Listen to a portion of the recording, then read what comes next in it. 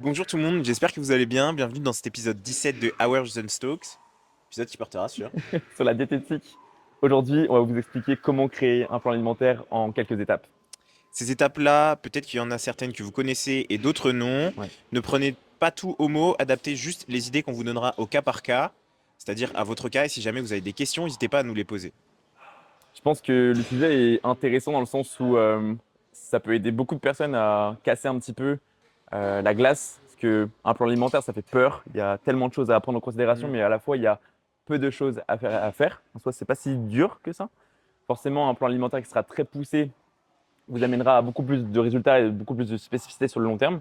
Mais un plan alimentaire basique dans un premier temps, peut t'aider à avancer beaucoup plus loin que ce qu'on pourrait penser quand même. Donc c'est pour ça. Mm.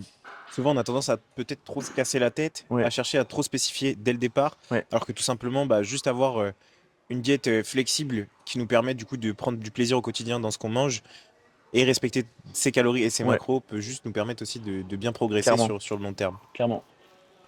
Première étape, pour toi, quelle serait-elle? Je pense que la première étape, c'est celle qui sera à prendre au pied de la lettre et au mot.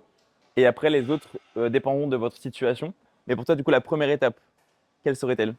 De définir son objectif. Ouais, ok. Tu peux aller plus loin là-dessus? Forcément, on a un objectif que l'on s'auto-coach ou que l'on aborde le sujet avec un coach. Ouais, On a soit un objectif, il y a trois possibles, ouais, soit de maintenir et de faire une recomposition corporelle, ouais, soit de avoir un surplus calorique en vue d'une prise de masse, soit ouais. avoir un déficit en vue d'une période de cut toute sèche. Voilà.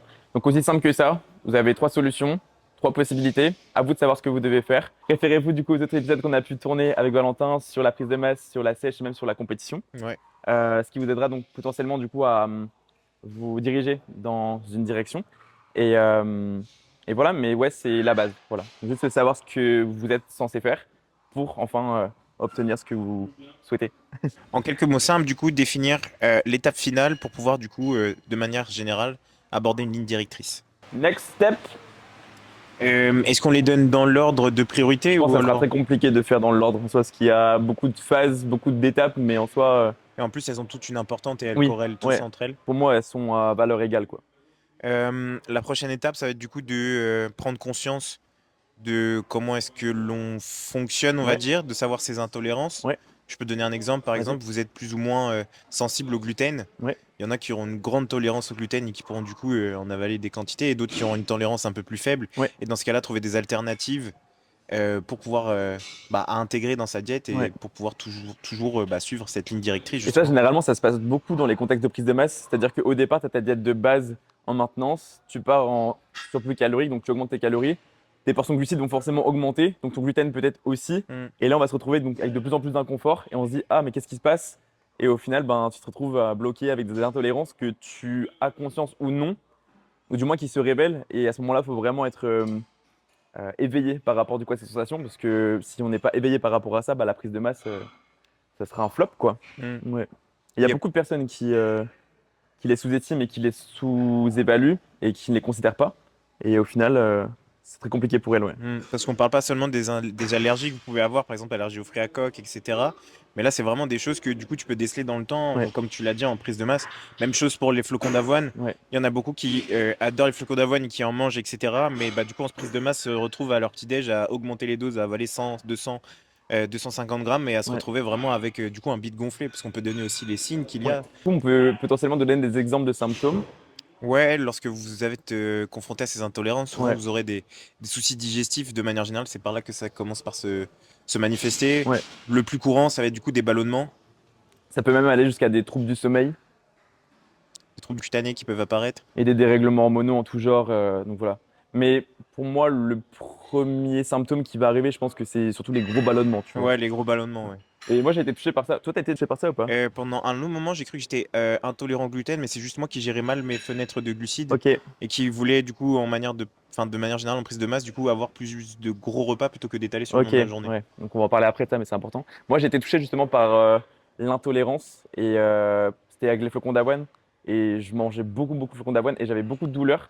Et ce qui fait que bah, j'avais vraiment un inconfort et j'étais pas éveillé par rapport à ça. Je me disais que ça allait passer, que c'était du stress, etc., etc. Mais au final, c'était les flocons d'avoine qui me causaient beaucoup, beaucoup de maux. Et au final, du coup, en changeant un petit peu, on se retrouve avec beaucoup plus de confort. Donc parfois, c'est des modifications qui sont vraiment infimes, quoi, Ouais, mais qui font bénigne. vraiment la différence, quoi. Donc voilà, rester éveillé par rapport aux sensations, c'est super important. Moi, j'ai eu Voilà. ça avec le lait. Ah ouais? Ouais. Je consommais beaucoup de lait quand j'étais plus jeune. Ouais, Et la manière dont je le consommais, surtout, faisait que bah, du coup, j'avais beaucoup d'éruptions cutanées et ok, beaucoup de soucis digestifs. ok. Et du coup, bah, j'ai dû aller voir une personne pour ça. Et du coup, j'ai consommé du lait, mais d'une autre manière, donc lait végétaux, etc. Ouais. Mais ouais, le lait m'a causé beaucoup de soucis Que tu digestifs, consommais du lait entier ou du demi-écrémé? demi-écrémés. Ok, Mais par contre, genre aujourd'hui, j'ai plus ce problème-là, tu vois. ok. Après, j'en bois beaucoup moins Après, aussi. dans le temps, je trouve que, bon, après, ça peut varier, mais je trouve que dans le temps, ton système digestif évolue. Et parfois, il y a des intolérances qui étaient des intolérances qui aujourd'hui sont devenues des tolérances alimentaires aussi. Donc, par là, il faut peut-être aussi dire que votre intolérance d'aujourd'hui peut être un frein, un facteur de frustration. Mm, Il y aura des aliments qui peut-être vont être intolérés aujourd'hui, qui seront peut-être frustrants pour vous, parce que de base, vous les aimez. Je pense mm. qu'il y a beaucoup de situations comme ça où on aime un aliment et pourtant on ne peut pas le manger. Bah, le pain, il y en a beaucoup du coup qui sont intolérants au gluten. Et tu manges du pain, bah, directement, derrière, tu as le processus Ouais. qui le rend dans le mauvais sens. Euh, et ça génère beaucoup de frustration. Et peut-être dans le temps, ben, tu te retrouves à peut-être tolérer un peu plus le pain, de plus en plus, et tu peux retrouver des quantités, quoi. Donc, faut faire vraiment attention à ces signes-là. Vous les avez, on vous les a donnés. Si jamais ça vous arrive, n'hésitez pas à vous renseigner dessus aussi. De Ouais, manière générale, apprendre à se connaître, c'est le meilleur moyen aussi de savoir qu'est-ce qu'on peut consommer et ne pas consommer. ouais, Et comme il a dit, ça peut évoluer dans le temps, ouais. donc votre diète n'est jamais fixe. Donc voilà. Aliments qu'on tolère, on peut les consommer. Aliments qu'on tolère à moitié, attention, il faut qu'ils soient présents, mais avec parcimonie dans votre plan. Et les aliments que vous ne tolérez pas, mettez-les de côté dans l'instant. Ouais. Ensuite, on en a parlé donc brièvement avec l'aspect organisationnel. Essayez de définir des quantités de calories qui dépendent de votre activité de la journée. Si vous avez du coup une séance dans la journée, bah forcément vous aurez peut-être plus de calories sur cette journée-ci. On peut peut-être aller même plus loin avec des jours de jambes, des jours haut du corps et des jours off. Ouais, Tu vois? pour simplifier, disons jour on, Ouais. jour off. Ouais. Ces stratégies alimentaires-là peuvent aller vraiment très loin, mais essayez du coup de simplifier et de faire les choses comme eux le peuvent, tu vois.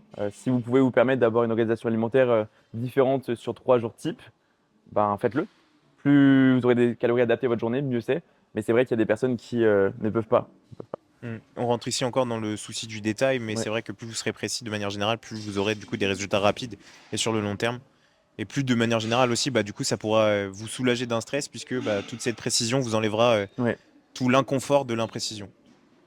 Et c'est marrant que tu dis ça parce que on aura toujours tendance à ne pas vouloir faire les efforts, Hmm. mais au final, quand on les fait, ben, en fait, on a les résultats qui vont avec. Et quand on les fait pas, ben, on est frustré de ne pas avoir de résultats parce que justement, on n'a pas fait cet effort-là, tu Et vois. on se demande pourquoi est-ce que ça marche pas surtout. Voilà, donc c'est toujours cette relation effort-récompense et avec du recul, vous savez du coup qu'il y a des choses que vous faites pas bien et tôt ou tard, vous aurez donc cette culpabilité ou même cette frustration. Mais en soi, vous pouvez pas être frustré de ça parce que vous savez très bien d'où ça vient, tu vois. Je suis plutôt d'accord avec ça. Donc voilà, l'organisation, les calories hautes, les calories basses, c'est important. Essayez du coup de faire des meal prep. Hmm. S'organiser pour pouvoir vraiment avoir ses repas à l'avance si vous avez une journée de travail chargée. Ouais, parce qu'il y a beaucoup de personnes qui ont des vies qui sont très actives, très chargées, Hmm. et elles ne pourront pas tenir un plan alimentaire si elles ne sont pas organisées. Et les meal prep, ça aide énormément. Autant les collations, c'est quelque chose qui sont relativement simples. Tu vois, banane avec, je sais pas, moi, des amandes, noix de cajou, etc. Ça Ouais, peut, fromage blanc, ouais, etc. De la c'est des whey. collations qui sont pas forcément à préparer à l'avance. Par contre, quand tu as du temps de cuisson, je sais pas moi, des pommes de terre ou des patates douces ou autres, ça peut prendre énormément de temps donc de cuisson, même la préparation. Enfin bref, moi je sais que je suis un Doberman, donc ça prend pas trop de temps à préparer Ah, et j'ai la flexibilité pour prendre ce temps-là chaque jour. Mais il y a des personnes qui peuvent pas faire ça, quoi. même aujourd'hui, on a assez de facilité, tu vois, on a beaucoup de produits qui sont congelés, Ouais, etc. Par exemple, je pense patates douces. ouais, Moi, je sais que je les prenais congelées, soit je les mettais dans une poêle après, soit je les mettais dans un air fryer. On a des outils aujourd'hui qui nous permettent et de aller nous plus vite, ouais. simplifier la vie, Ouais, donc d'aller plus vite. Un air fryer, tu vois, tu mets ça dans ton air fryer, tu te retournes de temps en temps si jamais tu as besoin vraiment, mais tu peux faire autre chose à côté, tu peux ouais, travailler, tu carrément. peux vaquer à tes Ouais. occupations, donc sans aucun problème. Donc l'aspect organisationnel, c'est hyper important. Et je pense que si vous posez la question aujourd'hui de pourquoi vous tenez pas une diète, au-delà du fait de ne pas savoir ce que vous devez faire, je pense qu'il y a une grosse partie organisationnelle. Hmm. Toujours dans l'organisation, on peut peut-être aller un peu plus loin. Ouais, peut-être du coup dans le timing des Ouais, repas. À savoir, moi j'aime beaucoup parler en termes de quand est-ce que ton cerveau et ton corps est le plus actif de manière générale. Ouais, Donc si par exemple bah, tu es plus actif le matin, bah, plutôt organiser tes prises de repas enfin tes prises de gros repas aux alentours de cette fenêtre-là, puisque ouais, bah, du coup c'est là où ton corps est le plus actif et où il dépense le plus de calories et tu as besoin de plus d'énergie. Et même chose si tu es plus actif le soir. Après, il y en a du coup qui pourront pas de manière générale parce que par vie professionnelle, ils pourront pas caler leur séance le matin ouais, ou alors très tôt le matin et dans ce cas-là c'est un peu plus dur de manger ouais. ou très tard le soir et dans ce cas-là bah manger des gros repas juste avant d'aller dormir, c'est pas forcément une bonne chose. Donc vraiment faire attention à ça. Mais ouais, de manière générale, plutôt caler ses repas aux alentours de là où ton corps est le plus actif et là où il est le plus demandant en termes de calories et d'énergie. Voilà, j'ai rien à rajouter. Et peut-être faire attention à l'aspect émotionnel aussi, Ouais, pour peut-être les personnes qui ont une faim qui est un peu plus poussée sur des créneaux horaires, notamment le soir, à peut-être prévoir des calories pour le soir, des nutriments pour cette plage horaire, pour ce créneau horaire-là, de manière à ne pas sortir de votre plan, avoir du coup des calories qui sont dédiées justement du coup à cette faille, si on peut dire, tu vois. non Ça peut mais être ouais, pas je suis mal. plutôt d'accord avec ça. J'ai pas grand-chose de plus à rajouter. Ouais, après ça sera l'aspect peut-être Sur l'entraînement, training, vas-y.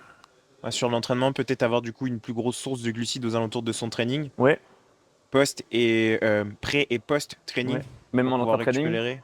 pourquoi En pas. intra-training, ouais, pour ceux qui ont besoin vraiment d'énergie, qui ont une grosse journée, etc., qui ont besoin d'un petit coup de boost, avoir une source de glucides Ouais, intra-training, c'est toujours intéressant. ouais.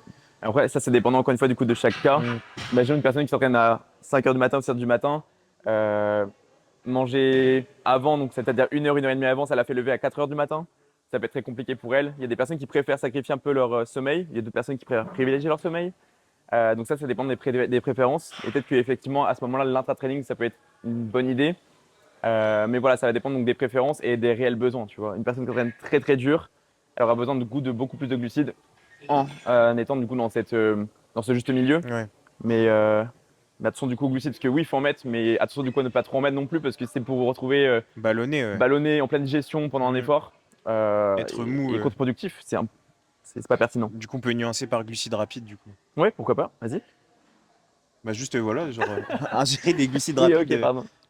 pré-entraînement, Ouais, péri-entraînement, ouais. intra, et post, tu te fais un repas aussi avec des prods pour pouvoir avoir ta reconstruction Ouais. musculaire, et puis voilà. Donc il y a un aspect productivité, il y aura un aspect confort avec la répartition du coup de macronutriments dans la journée. Mm. Essayer d'avoir une compréhension totale autour de ça. On va pas donner de précision autour du coup de la répartition des macronutriments. Normalement, vous êtes censé la connaître. On a pas eu du coup de faire de précision parce que je pense qu'il y aura plus d'une personne qui seront tentées par copier-coller, mais ça sert pas à grand chose. Tout le monde a des besoins différents en fonction du coup de vos situations, de vos contextes. Mais essayez du coup d'avoir des nutriments qui sont quantifiés, calibrés pour vos besoins aujourd'hui et ajustez-les avec une stratégie alimentaire qui sera dédiée Mm. à votre objectif. Ouais, je pense qu'on a plutôt clarifié le sujet Ouais, là. On peut rejoindre un sujet qui est plutôt en lien avec celui-ci aussi, c'est plus sur l'aspect tracking du coup. ouais, Tracking, c'est vraiment une source de stress pour beaucoup, surtout pour notamment ceux qui démarrent. mm, Ils se disent avec quoi je vais traquer, comment est-ce que je peux traquer, est-ce que ouais, ça va pas me prendre trop de temps sur ma journée. Voilà, sachez qu'une habitude au début, ça peut faire peur à prendre, ouais. mais que plus vous intégrerez cette habitude le plus rapidement possible, plus ça deviendra juste bah, du coup normal pour vous de le faire et ça vous enlèvera même une source de stress. Est-ce que tu as des applications comme ça à conseiller? Moi, je sais que personnellement, j'utilise MyFitnessPal, tu vois, pour Ouais. tout ce qui est tracking de macros et de calories. Mhm. Parce que j'ai payé le premium avant et que du coup ça me permet du coup d'avoir de manière générale T'as payé combien? je sais plus combien j'ai payé, c'était pas très cher. C'est pas 13 euros? Moi 10 j'ai payé euros? moins cher que ça, hein, Ok, largement. Je crois que j'ai dû payer ça aux alentours des. Après ça fait genre 5 6 ans, 7 ans que je l'utilise. ok. Donc c'était pas très cher à l'époque. Mais il y en a une autre qui est à peu près fonctionnelle aussi Ouais, de la même manière, ça va être Macro. ouais. Macro si vous Avec un cherchez sur S. avec un S. Ouais, MACOS, ouais. Bah Macros comme pour le dyslexique que je suis. C'est une pomme et une pomme Oui, blanche avec un fond orange. Et cette application-là, elle est vraiment bien. Il y a beaucoup de références dessus. Vous pouvez scanner. hmm, Elle est complètement gratuite. Il y a beaucoup d'applications aujourd'hui. Donc, on a dit, il y a Macro, MyFitnessPal, Yazio. Il y en a d'autres. ouais, il y en a tellement. Moi, j'utilise de plus en plus l'application Chronometer parce qu'elle renseigne aussi sur la micronutrition. Et c'est pas mal pour les personnes qui veulent aller encore plus loin, notamment du coup les compétiteurs. Je vous encourage du coup à aller là-dessus. Ça peut être pas mal du coup pour aller plus loin dans l'aspect complément alimentaire notamment. Et tu peux scanner? Tu peux scanner aussi, C'est il gratuit? y a pas mal de références et c'est gratuit. Ok. Vous n'avez pas besoin de payer des applications normalement. Si vous Non. voulez aller beaucoup plus loin, les extensions, bah forcément l'application va vous les proposer. Mais normalement, vous pouvez utiliser donc, toutes les applications qu'on vient de mentionner gratuitement et en tirer un maximum du coup de bénéfices, quoi. Ouais. Sachez que du coup, bah, pouvoir scanner les codes barres, ça vous fera gagner énormément de temps, Ouais. puisqu'après, ce sera directement référencé normalement. Ouais. Et du coup, ça vous permet d'ajuster les quantités après. Donc, c'est un gain de temps et c'est pour ça aussi qu'on vous dit de les utiliser. Ouais. Donc Si, l'aspect tracking, c'est souvent le mal perçu ouais. parce S'il qu'il y y a a beaucoup juste de des pression. applications que je pourrais déconseiller, parce que c'est un peu la mode en ce moment, c'est tout ce qui est soutenu par l'IA, Oui, ouais. où tu prends en photo ton assiette et ça te dit ça, ça, ça, ça, ça. Ouais. Il y a tel pourcentage de lipides, tel pourcentage de protéines, etc., etc. Il y a de ça dans ton assiette, pommes de terre, champignons, etc. Bah, on n'a pas assez de recul dessus encore, malheureusement. L'IA, c'est jeune. Donc, pour moi, les applications sont à fuir pour l'instant parce qu'elles sont trop peu précises. En fonction de ce qu'il y a dans ton assiette, des steaks, c'est une purée de carottes ou Ouais, la quantité de carottes que tu as mise ou la quantité de pommes de terre que tu as mise ou même l'huile, ouais, l'huile. tu vois. Comment tu quantifies l'huile? Comment l'IA voit l'huile au fond de ton assiette qui est en dessous du coup des quantités que tu as mises en dessous. Donc, pas assez de recul. Donc, pour l'instant, faites simple. Ouais, ouais c'était du coup petit aparté parce que je pense que le tracking des calories, c'est pas forcément une étape en elle-même. Pour beaucoup de personnes, ce sera une étape, Une grosse étape, surtout mais en c'est plutôt la début. finalité, tu vois. En amont, avant de faire ton tracking, il faut savoir du coup ce que tu dois faire. Oui, il faut savoir ce que Où est-ce tu que dois tu faire. vas, comment tu l'organises, en fonction du coup de ton quotidien. Et surtout, je pense que la dernière étape, ça va être, oui, je pense du coup de traquer. Et enfin, tu analyses. Tu Tu vois. analyses ce que tu as traqué. Ouais. Non, tu analyses du coup la tendance de ton physique avec les datas, avec les photos. Oui, du coup, ce que tu as traqué. Les données que tu as traquées, tu les analyses. Oui, voilà, ok, on Ok. s'y retrouve. Donc voilà, dans les analyses et dans les ajustements, euh, vous aurez donc différents outils à disposition. Du moins, vous devez les avoir, c'est hyper important. Dans les datas, notamment dans les données que vous allez collecter, on peut retrouver le poids, Le tour de taille, enfin mensuration. les mensurations, surtout sur les zones de stockage. Ouais. Donc, zones de stockage qui sont généralement, Bah, tour de taille, tour de poitrine, tour de fessier, ouais, généralement c'est là. tour de mollet. Tour de mollet pour les personnes qui ont ces C'était une vanne. facilités. Non, mais c'est vrai, il y a des Mais personnes oui, qui je stockent sais, beaucoup sur le bas du corps. mais de manière générale, c'est pas là où tu stockes le plus, quoi. Non, généralement, du coup, c'est poitrine, fessier, comme tu l'as mentionné, et puis Taille. tour de taille, ouais. En dessous du nombril, attention. Et après, du coup, il y a d'autres données qui sont relatives du coup au bien-être et au quotidien avec le stress, votre productivité, votre durée de sommeil, La qualité aussi. la qualité de sommeil qui va avec, Le degré de digestion. les transits, il y a plein de choses. Et Le puis, essaye cycle pour de, mesdames. voilà, essayez vraiment du coup d'être hyper en alerte sur vos cycles, sur vos symptômes, sur vos sensations. Voilà, hyper important. Donc, il y a toutes ces données du coup qui sont réelles, c'est des données qui sont chiffrées, qui sont hyper précises.